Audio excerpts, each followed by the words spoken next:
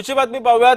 शरद पवार पूर्वनियोजित वेळापत्रकानुसार पुण्यामध्ये आता गेलेले आहेत। मवियाच्या आंदोलनाची आता हवाच केलेली आहे, कारण शरद पवारच मवियाच्या शिष्टमंडळात आता जाणार नाहीयेत। पूर्वनियोजित कार्यक्रमांमुळे पवारांनी आता शिष्टमंडळामध्ये जाण्यासाठी नकार दिलेला आहे।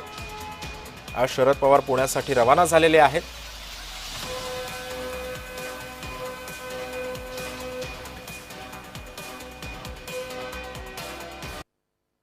आज जे ते शरद पवार यांचा पूर्वनियोजित जो पुणे आणि बारामती दौरा आहे, शरद पवार आज पुण्यात असणार आहेत, त्यानंतर ते दुपारी बारामतीला जाणार आहेत। त्यामुळे आज या शिष्टमंडळात ते नसणार आहेत। त्यामुळे जे बाकीच्या पक्षातील प्रमुख नेते होते ते या शिष्टमंडळात समाविष्ट असणार आहे आणि तेच शिष्टमंडळ आहे ते राज्याचे मुख्य निवडणूक अधिकारी आणि मुख्य निवडणूक आयुक्त दिनेश वाघमारे यांच्याशी चर्चा करणार आहेत आणि निवडणुकी प्रक्रियेतील ज्या काही त्रुटी आहेत त्या संदर्भात काल जी चर्चा झाली होती त्यातील काही प्रश्न आहेत ते अनुत्तरित राहिले होते। त्या सगळ्या प्रश्नांची उत्तरं आज मुख्य निवडणूक आयुक्त दिनेश वाघमारे यांच्याकडून घेतली जाणार आहेत आणि त्यानंतर सव्वा बाराच्या आसपास जे ते शिवालय या ठिकाणी एक पत्रकार परिषद होणार आहे। या पत्रकार परिषदेची माहिती आहे ती एकंदरीत संजय राऊत यांनी काल दिली होती। मात्र आज जे शरद पवार या बैठकीला उपस्थित नसणार आहेत त्याचं नेमका इम्पॅक्ट काय असणार आहे याबाबत आपण म्हणायला गेलं तर शरद पवारांचा आजचा दौरा आहे, त्यामुळे शरद पवार त्या दौऱ्याला पूर्वनियोजित दौरा असल्यामुळे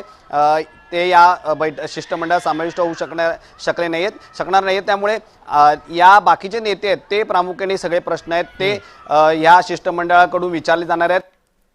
पुढची बातमी पाहूयात। मवियाचं गाडं पुन्हा एकदा आयोगाच्या उंबरठ्यावर आलेलं आहे। मंगळवारची चर्चा समाधानकारकच झालेली नाहीये, कारण मवियाचं शिष्टमंडळ जे आहे ते आता आज पुन्हा एकदा निवडणूक आयोगामध्ये जाणार आहे। मनसेचे नेते बाळा नांदगावकर यांनी तशी माहिती दिली आहे। बुधवारी निवडणूक आयोगाचे दोन्ही प्रतिनिधी समोरासमोर येतील अशी मवियाला अपेक्षा आहे।